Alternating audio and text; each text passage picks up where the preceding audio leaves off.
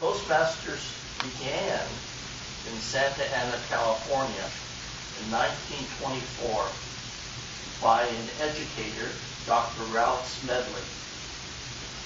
He decided that the young people at the YMCA, where he was the director, needed help in public speaking. So he chose the name Toastmaster. The reason he chose that particular name was because of the fact a Toastmaster would give a toast and introduce speakers at a meeting. So we thought that that would be a perfect beginning. So in the humble basement of the YMCA, young men would gather in an informal, supportive environment to practice their speaking skills. The great thing about that kind of environment is that people were not judged.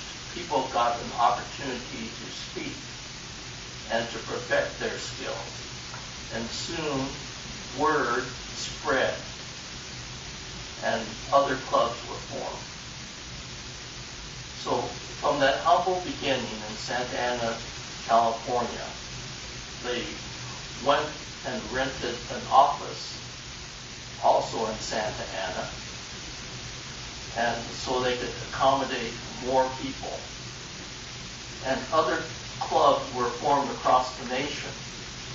But it wasn't until a club was formed in British Columbia that the name was changed to Toastmasters International. And the rest is history, because over 3 million people have gone through the Toastmasters program. In 1962, Toastmasters built an office in Rancho Santa Margarita in California. Little did they know at the time that that would become the most plush area in all of Southern California, where you have multi-million-dollar estates, and people from all over would recognize the name of Rancho Santa Margarita. So now, Compine Masters, here we are as a corporate club. A corporate club is a very unique setting because we gather during our lunch hour to practice our speaking skills. Everyone has an opportunity to give speeches, and we follow 2 different paths in the Toastmaster curriculum. One, of course, is speeches, but the other that's equally important is leadership. So we have a leadership ladder and a speech ladder. The interesting thing about the entire Toastmaster curriculum is that we get to grow as individuals, and it's very appropriate in the corporate setting because you don't know when you're going to get called upon to speak. You don't know when you're going to get called upon to lead a meeting. Maybe your boss gets called out of the office or something, and you have to take over and chair the meeting for him. So you're given an opportunity within Toastmasters to have an opportunity to give speeches and to assume leadership roles. That gets us to the State of the Union for our club. Let me just pass around a little club report. This is the status of our report and our club as it's progressing towards the distinguished club status as of today. As a corporate club, about all we can accomplish is to gain a distinguished status. In order to do that, we need to get 5 points during the course of the year.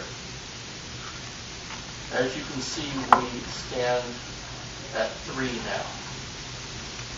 So we will probably add more members, which will give us another point.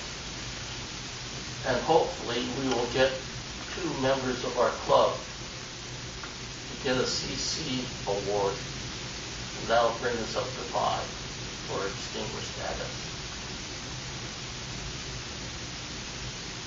So I thought it was good that everyone could see where we are, see that not only do we try and achieve better speaking ability as members, but we also have an obligation to try and make our club distinguished.